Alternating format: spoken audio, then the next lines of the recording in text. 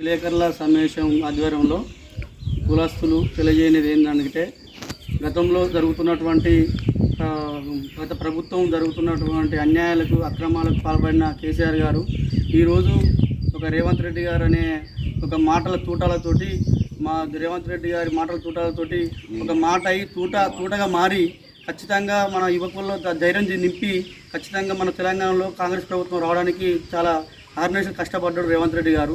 కావున ఈరోజు తెలంగాణ సామాజిక వర్గానికి సంబంధించినటువంటి ఎరకల కులస్తులను ఏ రోజు కేసీఆర్ గారు ఎప్పటికైనా కులస్తులను ఎప్పుడూ గుర్తించలేదు. ఇప్పటికైనా కాంగ్రెస్ ప్రభుత్వం వచ్చింది కాబట్టి తెలంగాణ రాష్ట్రంలో ఉన్నటువంటి ఏకలవ్య కుటుంబాలను ఏకలవ్య ఉన్నటువంటి కులస్తులను ఆ రాజకీయ భవిష్యత్తు గురించి చాలా విధాలుగా అసెంబ్లీలో కానీ పార్లమెంట్లో కానీ ఖచ్చితంగా మాకు గుర్తింపు ఉండాలని మీ ఏకలవ్య తరఫున మేము కోరుచున్నాము. అలాగే మా చిన్ననాటి నుంచి వెళ్ళి ఒక గవర్నమెంట్ హాస్టల్లో చదువుకున్నటువంటి ఒక వ్యక్తి సీనియర్ నాయకుడు రాయపురం సాంబయ్య అతను చాలా అన్ని విధాలా కష్టపడుకుంటూ అతను అన్ని ఒడిదొడుగులు చూసుకుంటూ ఆయన ఏ చిన్న విషయాలైనా కానీ ములుగు కానీ నర్సంపేట కానీ మహబూబాద్ కానీ ప్రతి ఒక్క చిన్న కార్యక్రమాలైనా మంచి అయినా చెడైనా ఆయన ఆపదలో ఉండుకుంటూ ఆయన అన్ని కార్యక్రమాలకు పాల్గొంటూ ఆయన కష్టపడుకుంటూ వెళ్తుకుంటూ ఆయనకు ఒక ఇంతకుముందు గతంలో కేసీఆర్ గతంలో ఉన్నటువంటి ఎంపీ టికెట్ కూడా ఆయన రాకున్నా కానీ అలాగనే కాంగ్రెస్ ప్రభుత్వం లేకున్నా కానీ కాంగ్రెస్ ప్రభుత్వంలో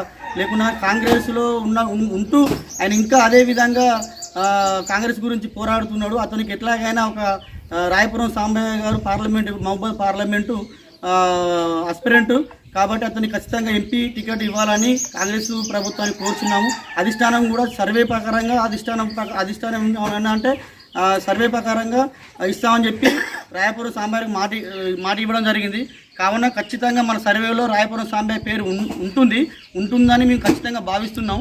మేము కూడా ప్రతి ఒక్క మండలాల నుంచి వెళ్ళి గ్రామాల నుంచి వెళ్ళి ఏకలవ్యులు ఖచ్చితంగా రాయపురం సాంబయ్యకే ఖచ్చితంగా టికెట్ ఇవ్వాలని ఆ కాంగ్రెస్ ప్రభుత్వాన్ని కాంగ్రెస్ అధిష్టానాన్ని మేము కోరుచున్నాము. మేము మనస్ఫూర్తిగా రాయపురం సాంబయ్యకే మేము సపోర్ట్ చేయాలని కోరుచున్నాము. ఒకటి